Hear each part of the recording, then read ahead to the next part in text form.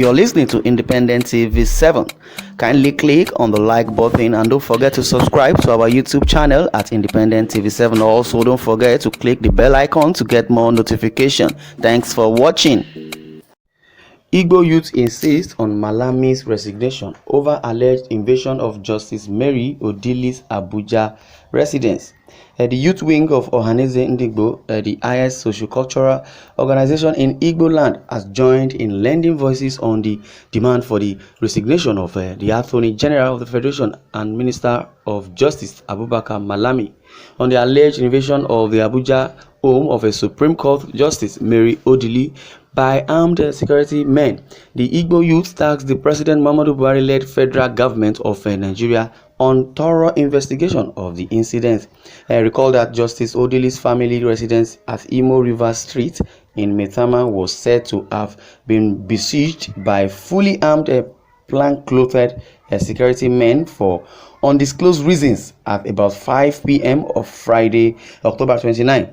Security operatives guiding the house were said to have resisted the takeover of the house without a court order or instructions from the above.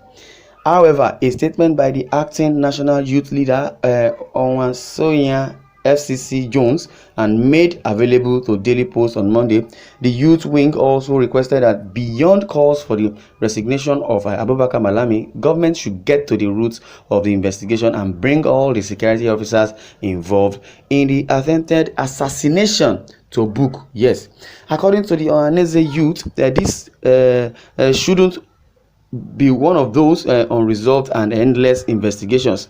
The federal government should for once prove that a high-profile investigation can be conclusive and that public officials could be held responsible for their excesses. Yes, if you're telling us about the government should do the needful, I believe Malami is part of the government, and this government of Buhari, I don't think if it's gonna work, but definitely justice should prevail. Well, the Igbo youth group regretted over the ugly scenario, describing the alleged invasion as a Igbophobic inspired attack on the judiciary. It claimed Justice Mary Odili couldn't have committed any other crime known to our laws except the fact that she is Igbo, bears an Igbo name, and she had managed the pure deeds of hard work and integrity to rise to an enviable height in her chosen career as a justice of the Supreme Court.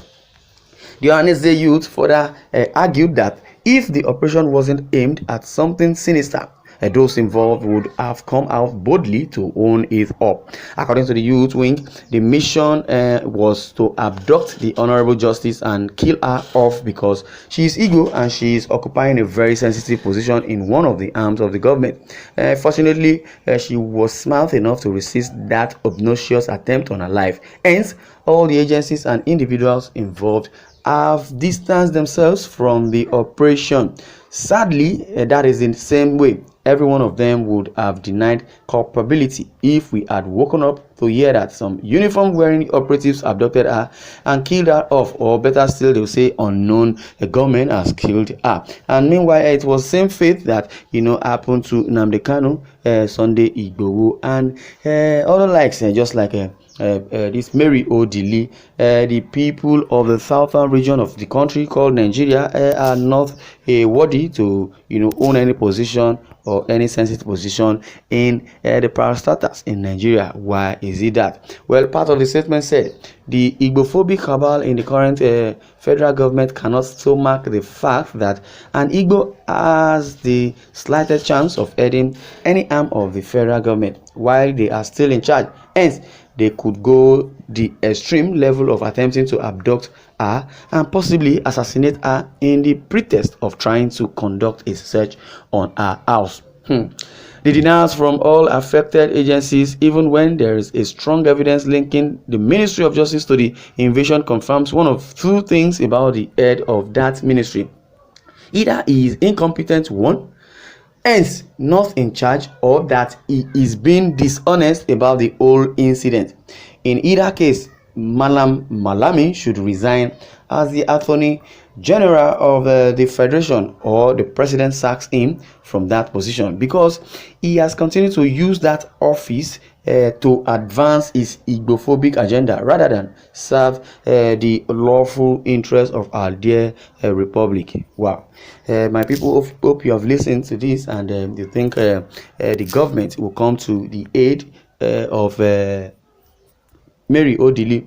As it is, what we have sensed since 2015 up till now, we know that the government of APC at present is the government of Fulani, for Fulani and by the Fulani. And meanwhile, it has been said that even Malami, as it is the one ruling Nigeria. There is a rumor, either a rumor or the fact that President Muhammadu Buhari is trying or wants to sack Malami. Either trying or want to sack Malami.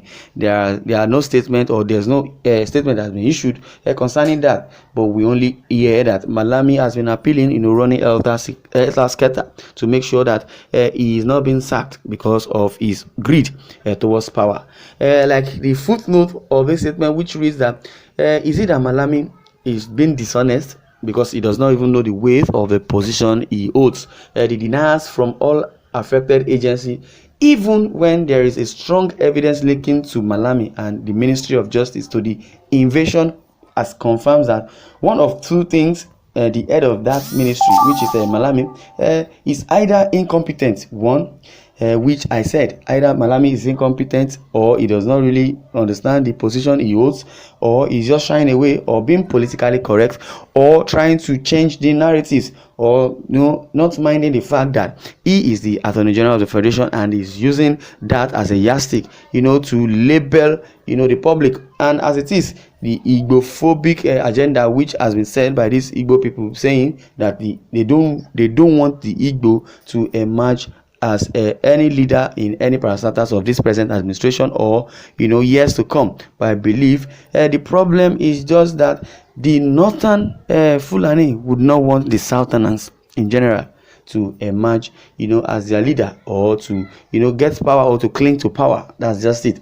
So if you're saying Igbophobic, yes, I admit, but in a general sense, the north or the Fulani in general would not want any southerner to emerge head over them.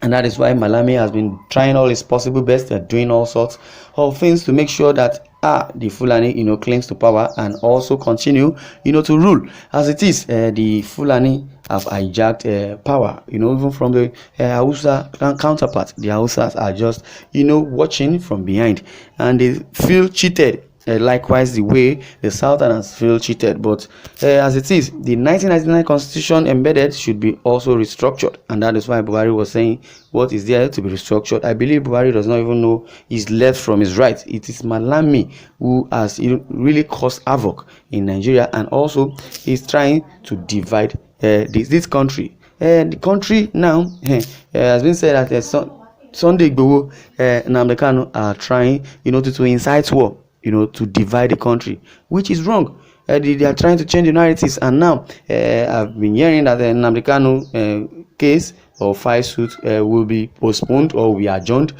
till date which I don't know. Well, I would say this is blasphemy of the highest order. Well, according to the youth wing, the mission was to abduct the honorable justice and kill her off because she is Igbo. That is what the statement is. They want just to kill Mary Odili just because she is Igbo, or better still, they wouldn't want any Southerner, to emerge as the chief justice of the federation. That is the narrative they are trying to change. Well, will Malami be arrested? Will he resign? Will Buhari do the needful? Well, let's hear that in your comment section.